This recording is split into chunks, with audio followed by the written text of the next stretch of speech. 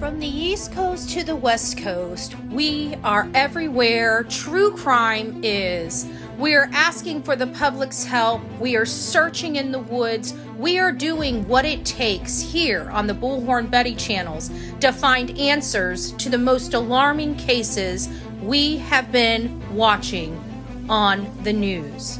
I can tell you personally that I have traveled this entire country seeking these answers and bringing that content right here to you here on the Bullhorn Betty channels and Bullhorn Betty Crime Stories. We are happy with the work that we've done. We brought many answers to the public, and we have defied mainstream media in our pursuit of the truth in these cases. We will continue to work. We will continue to fight for these victims, and we will continue to tell their stories here on my channels. Welcome to the Bullhorn Betty brand of channels and the Coffee Club. Thank you for your love. Thank you for your support. And more importantly, thank you for allowing me to bring these victims' stories to each and every one of you, advocating for each of these victims. God bless you. God bless America. And more importantly, God bless our victims.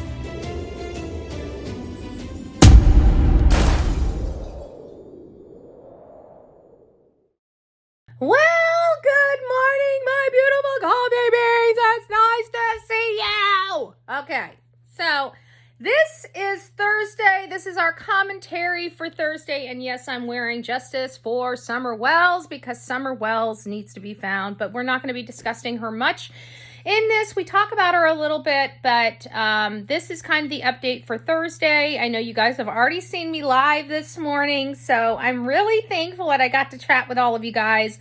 But this is the live from TikTok. Please, enjoy it.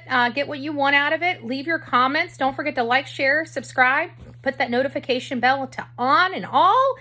And we will take this ride together. It's been a crazy ride in this Sebastian Rogers case and a lot of twists and turns. And this is definitely a case that's outside the norms, and as many of you guys can imagine. So we're just going to do our best. We're going to get out there. We're going to work. We're going to get out in the woods. We're going to see what we can do. If nothing more, we're going to be clearing some areas on the 21st. So give me some ideas of where you guys would like to look. I love you and God bless. Have a great day. Well, good morning, my beautifuls. I hope you guys are doing well.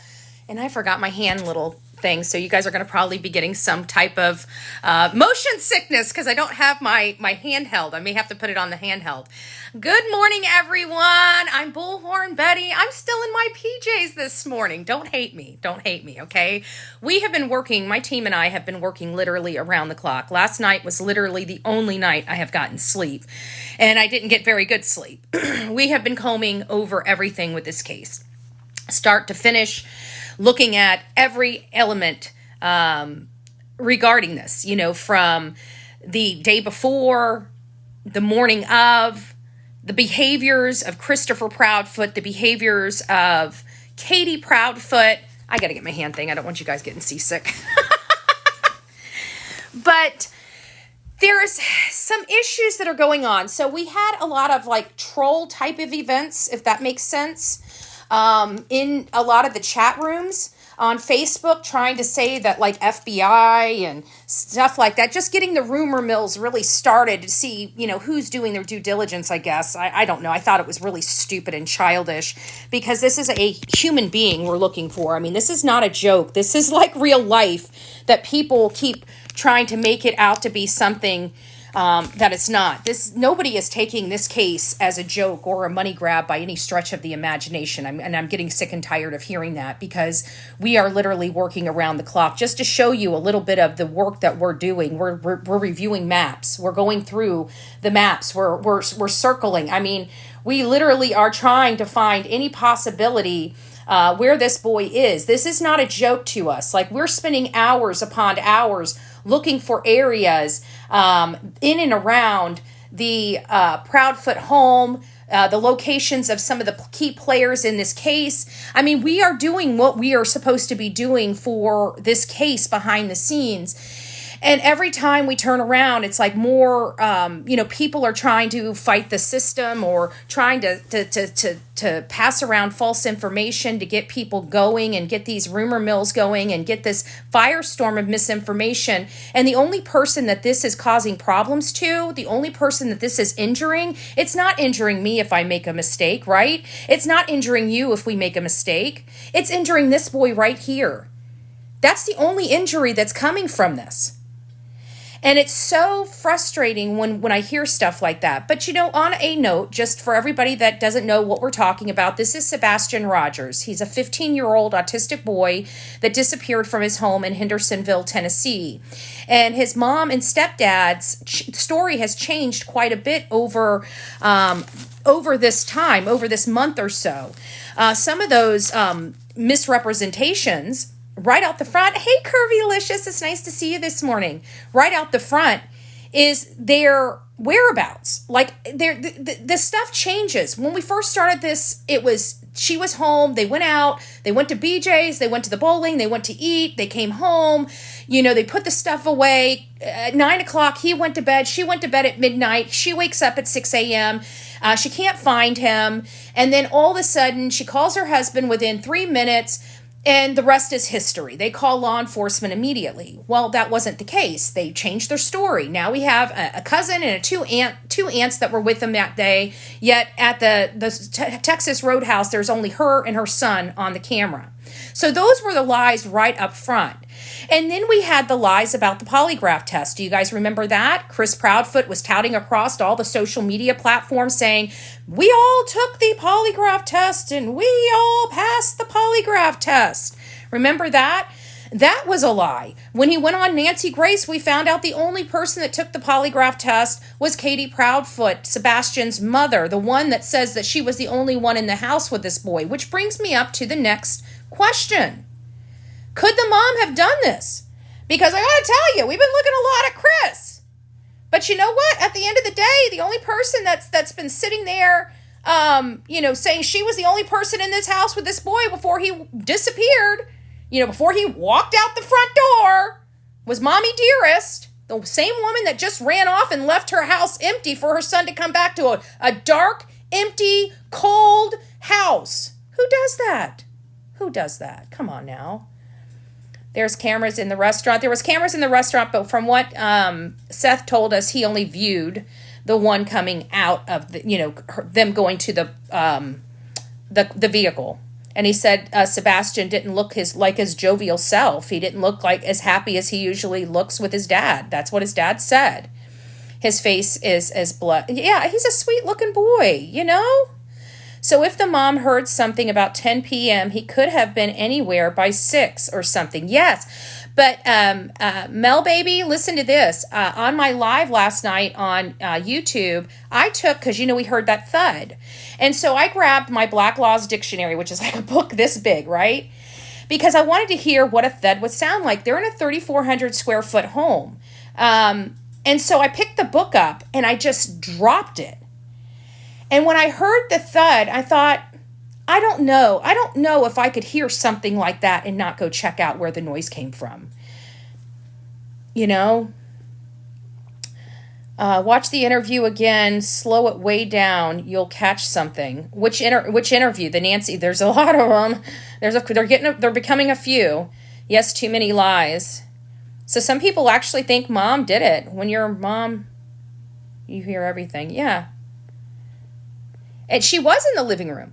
And listen to this. So when I was on my show last night, some people brought that up. Remember, there's a comment, and I forgot all about this.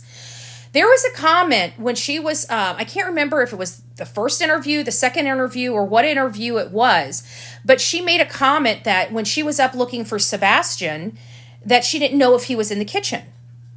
Well, listen to this.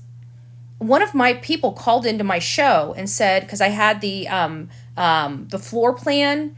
Do I have the floor plan in here? Hold on a second. I might have the floor plan. Did I delete it? There we go.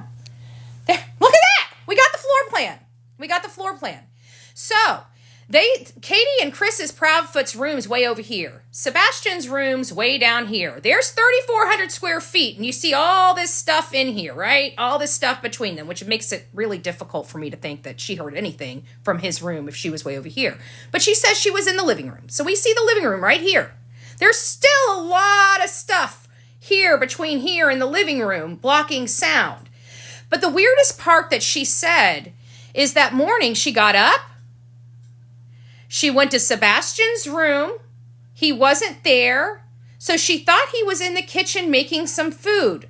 Well, one of my people that called into the show said, wait a minute. If she came out of her room, she would have been able to see right into the kitchen and know he wasn't there. So why did she make that statement that she thought he might be in the kitchen making himself some food? How can I send you this video? bullhornbetty@gmail.com, Chris. If you can email it, that would be best. But if not, you can send it in the messenger.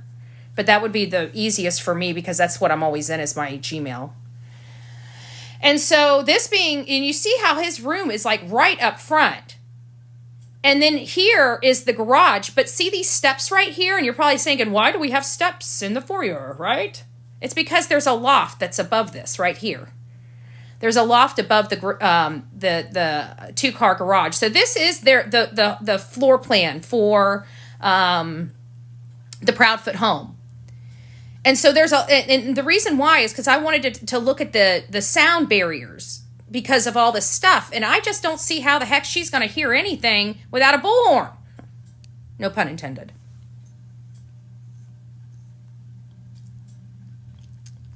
Let's see what we got here. Loud, loud, loud. Definitely be checked on. Right. Yes. It's what's called a bonus room. Correct.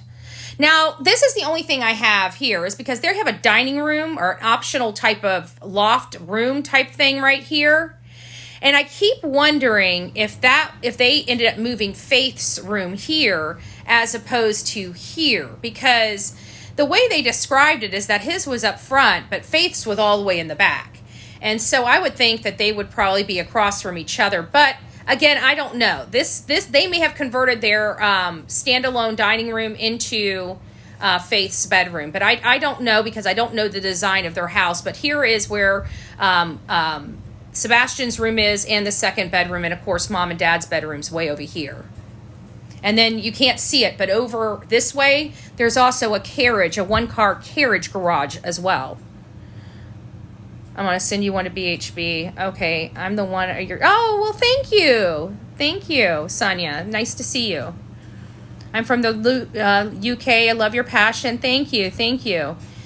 And you know what? I found out there was another person because I'm always in Tennessee, covering. We got 4 cases in Tennessee, guys. It's concerning for me out there in Tennessee. We have Sebastian Rogers, which is the newest one. The one before that was Holland Snap. The one before that was Layla Santinello. And our oldest case that we're covering right now is Summer Wells, all from Tennessee. All that have, my understanding, TBI involved as well.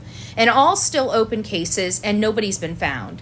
It's really hard for me, because when we started this journey out in 2021 in the state of Tennessee, it was for Summer Wells, and I have always been hopeful that her case would be resolved. I always knew her case was going to be resolved. I never knew that we would be here 3 years later and she would still be unsolved and nobody be held accountable for her disappearance. And I'm still sickened to my stomach that even though Hopkins County had a plethora of information related to the endangerment and neglect of their children, of all their children that they could charge those parents with, they have never brought one single charge against Don Wells or Candace Bly for any of the crimes against their children. It's very, very disheartening for me. It's very, very upsetting for me.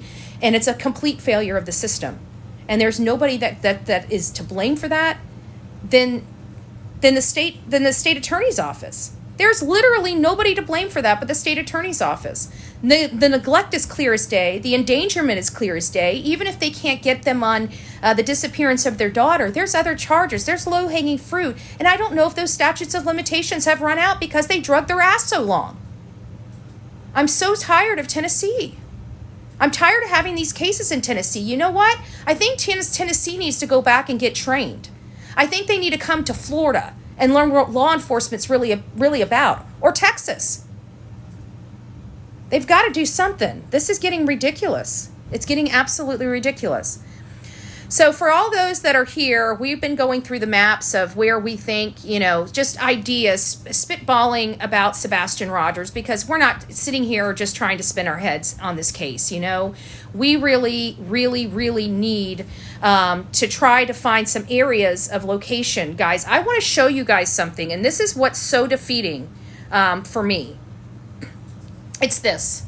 This is really the search area, okay? It's almost a 3.5 hour drive. Probably if we were to walk it just straight, it would probably take us several days to get there from point A to point B. That whole thing needs to be searched. Everything needs to be searched. But you know what? You got to start at ground zero. This is what I believe law enforcement might have already searched. And why is that important? Because I'm about to go out there. I'm going to be putting my boots on the grounds. I'm going to be in all of this stuff here soon. And I need to find out what I believe has already been searched, because I don't want to waste my time in areas that have already been covered. That's a waste of time. We don't have time to waste. The camper, check that. I know, Kimber, you're not lying. I've been screaming about the camper for forever. But you know what I was also thinking? What do you guys think about this? Everybody here is familiar with like Brian Koberger, right? You guys are familiar with the Idaho 4, that really bad case out of Moscow, Idaho. Brian Koberger went into a house in the early mornings, or allegedly. Okay, so you guys are familiar with that? Well, see, one of the things that he did in that case is, or allegedly, we still have trial and stuff like that. He has not been convicted. So all of the stuff I'm talking about he's been accused of. Okay, so it's allegedly, it hasn't been proven in a court of law just yet. I believe it will be, but not yet. One of those things was, he turned off his phone, but they were following his digital footprint, with the lights, or not the lights, the cameras, his phone ping, and his auto pings, okay? People don't realize your cars are tracking you too. If you don't know that, they are. It's never important unless you're committing a crime, okay? Your car never comes into play unless you're committing a major crime, okay? Then you're screwed, okay? Your car tracks you too. One of the things he did is when he left the house, allegedly, he went an opposite direction, almost a long way around to get back to his house. So what we would believe maybe to throw law enforcement off, or potentially to dump evidence.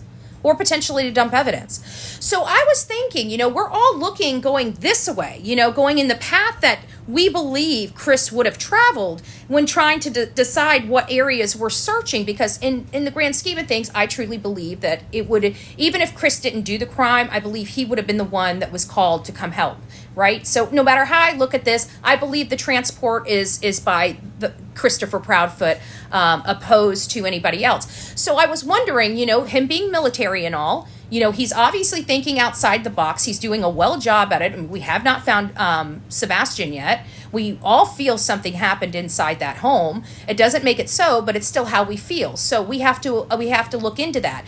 So I'm wondering if he doubled back, because this right here is a road that I saw that connects. And I'm wondering, and you can see all the greenery. I mean, there's just, it's just nothing but greenery here. This is really heavily wooded areas in lots of these parts. And I keep wondering if maybe he did a Brian Koberger, and doubled back because he could get right on the interstate right about there. And so, it's not, I'm just racking my brain of places that we could be looking. I don't want to be, like I keep going on these things, and I do it myself on my own show on YouTube, where we talk about the case. We are always talking about Katie and Chris and stuff like that. They're kind of the ones stealing the show anymore, right? It's not really talking about Sebastian or where he could be located or what we could do to think outside of the box to kind of reduce the size of the search area. If anybody knows who Chris Proudfoot is, let's start thinking about, or if you know somebody that knows him, let's start finding out what his interests are, where he was comfortable. Did he have a favorite place that he liked to fish or hunt? What was his behaviors? What was his pastime? We need to find all that information. Those are critical key pieces, because people work environments that they are comfortable in, especially when they do something that's illegal or they have to dispose of something because they could get in a lot of trouble. They're going to go to a path of least resistance. They're going to go to a place that they know they can get away with whatever they need to get away with. People have those places. Where is his? It might be a key in this. Even if not right there, maybe near there. Did anyone have there's Ring doorbell cameras? But see, I'm having some issues because of the recent revelations of people going into these Facebook groups and trying to cause this, upheaval with the FBI is breaking down the door at the Proudfoot's home. It was all hocus pocus. But there was one that said that they saw law enforcement out there doing reenactments last Sunday into Monday. But because all of these other things came on the heels of that post, it almost makes you wonder if that post was legit or if it was just another troll post.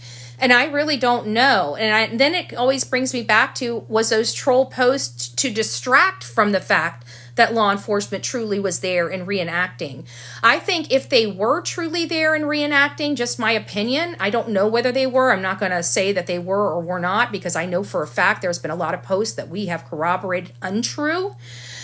But if they were there and doing a reenactment, I think they're trying to pick up those lights and pick up the shadowing that is observed on those cameras that they can't really make out. I think they're trying to do something like that, and they need to have the same type of darkness. They need to have the same type of environment, and it would be perfect from Sunday going into Monday to kind of see how the traffic is, what kind of stuff.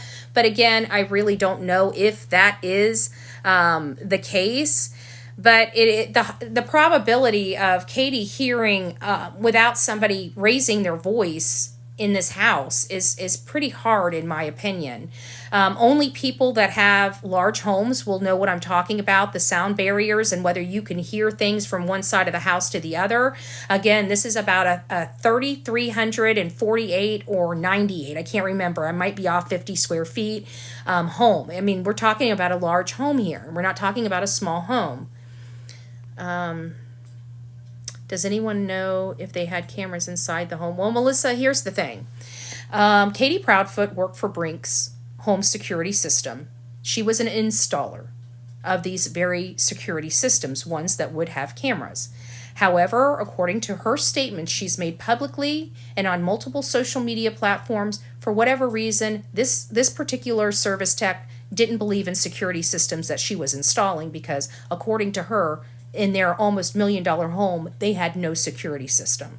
So the answer to whether they had a camera inside the home, my belief is they did have a security system. My belief is they do have cameras. And my belief is that was removed from the home. I have no proof of that.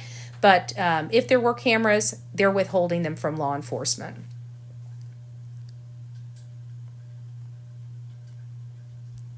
We find out polytest results yet? Joey, well, it's kind of funny you bring up the polygraph test, because at first we were told everybody had taken them and everybody had passed. And then when Nancy Grace brought them on the show, all of a sudden you get, right? And, well, I took my test, Katie says. And he's like, well, I didn't take one, Chris says, And then we find out, oh, you lied. So the whole thing with the polygraph test is, according to Katie, she took a polygraph test and passed. I call BS. I don't believe it, but I have no way of proving it, so I had to eliminate it from my equation. But according to everybody else, nobody else has had a polygraph test. Nancy Grace offered Chris Proudfoot a polygraph test, and he said name a place and time. And Nancy Grace, we love Nancy Grace, and she did just that. She named a place and time, and he said, oh, whoa, wait a minute. Not so fast there, Nancy. I wasn't expecting you to do this so quickly. And then we find out TBI's giving him legal advice and saying, hey, no, let's not do Nancy Grace.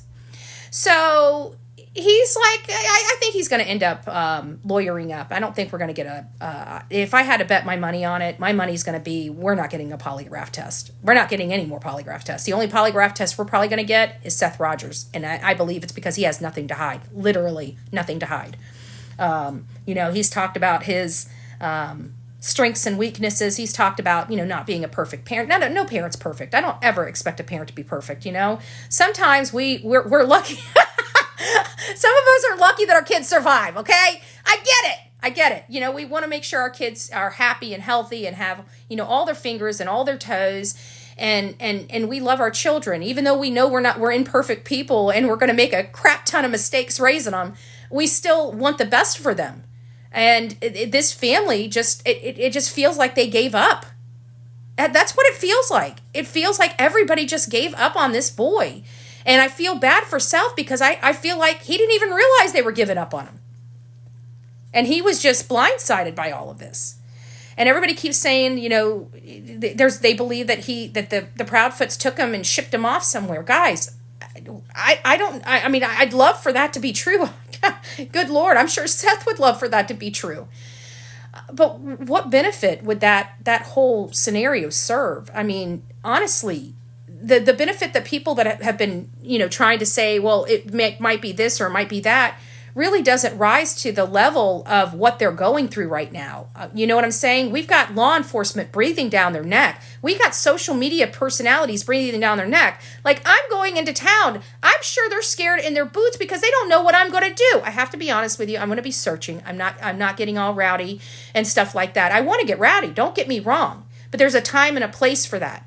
There's a time and a place for that. And right now, my main focus and my main goal is looking for Sebastian because he's the one that matters in all this. My anger, my frustration, my need to let them know where I stand and how I believe, I think has been stated. I think they've heard me loud and clear. Right now, I want to go find Sebastian. That is key. That is number one. I have time to do what I need to do once he's brought home. But until he's brought home, our butts need to be out there. I am probably going to make a public appearance in Mississippi. Nothing too dramatic, but I think I am going to do a sign waving on public easement in front of that Yogi Bear campground. I'm sure that they're probably on. I got to look at the tax records and stuff and find out what is truly public property, because people will tell you, oh, you're on public property, but no, the county is the one that maintains those roads. And if the county maintains those roads, they're being maintained by government funds. You can't tell me I can't go on there. So I've got to get an understanding of where that is and what's private property versus public property. But I do think we're going to have a sign waving out there just to show support for Sebastian and make sure that the people in the area know that the parents that ran away from this boy that's missing are staying in that campground. So we will be out there in force at some point. I'm not sure yet. I'm still trying to work on the schedule, but I know people are going to be, because I'm coming into town, so they're going to be trying to say, oh, she's got to do this and do that. I have never once in my life ever blindsided anybody with anything. Okay, if I'm coming to protest, I have no problem telling the whole world I'm coming out there to protest. That is not the case. This case is truly a search mission. It is truly a search mission. Anything and everything that I can find to lead to the whereabouts of Sebastian Rogers is the goal of this trip, and only the goal of this trip.